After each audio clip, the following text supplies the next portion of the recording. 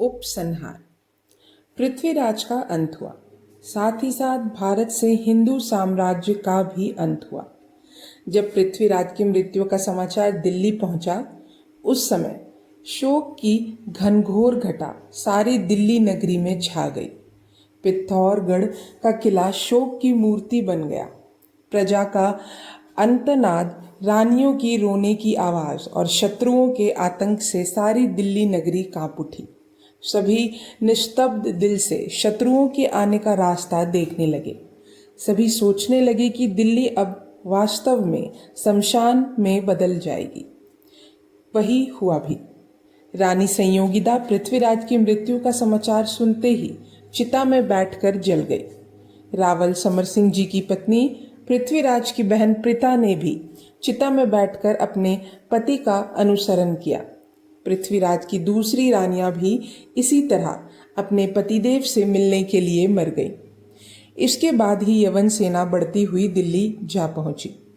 हालांकि पृथ्वीराज के पुत्र रेणु सिंह ने उनका मुकाबला किया, परंतु वह विशाल सेना के सामने अधिक देर तक नहीं ठहर सका और लड़ता हुआ वीरगति को प्राप्त हुआ। दिल्ली लूटी जाने लगी, नगर निवासी कत्ल किए जाने लगे तथा बहुत सारे लोग गुलामी की भयानक बेड़ी से जकड़ दिए गए। इस तरह दिल्ली शमशान में बदल गई। यवन सेना ने धीरे धीरे अपना फैलाव शुरू किया। जयचंद भी इस आग से नहीं बच पाया और इसी आग में भस्म हो गया। भारत अधःपतित हुआ और साथ ही साथ हमेशा के लिए गुलाम हो गया। शहाबुद्दीन अजमेर तथा दिल्ली को उजाड़कर कन्नौज की ओर बढ़ा। उसने कन्नौज पर अपना अधिकार जमाया। चंदावर नामक स्थान में जयचंद तथा शहाबुद्दीन का सेना का आमना सामना हुआ। जयचंद हार गया और मारा गया। शहाबुद्दीन ने कन्नौज को लूटने के बाद बनारस को लूटा। इस बार वह 14,000 ऊंटों पर लूटकर माल लाद कर अपने देश को ले गया था। यह बात सत्य प्रमाणित नहीं होती कि जयचंद किले से भागकर नाव डूब जाने के कारण गंगा में डूब गया। विसेंट स्मिथ साहब के मत के अनुसार सन 1193 से 1194 के बीच दिल्ली और कन्नौज का पतन हो गया। इसके बाद बनारस की बारी आई।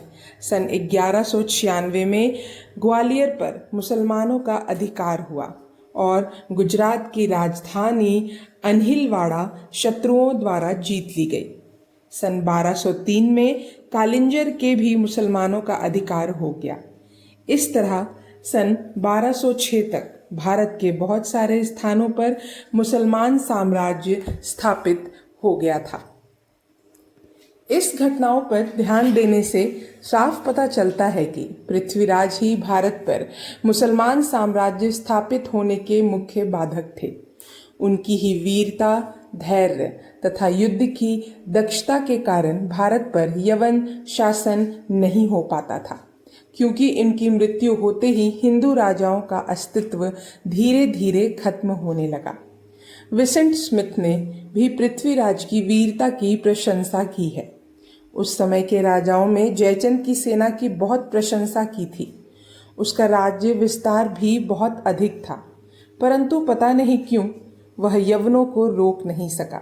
संभवतः इसका कारण भी संयोगिता हरण के समय का भयानक युद्ध ही हो। कुछ भी हो, इसी तरह फूट के कारण हमारे चरित्र नायक का जीवन चरित्र इन दुख भरी घटनाओं के साथ समाप्त होता है। सम्राट पृथ्वीराज चौहान यहीं पर समाप्त करती हूँ।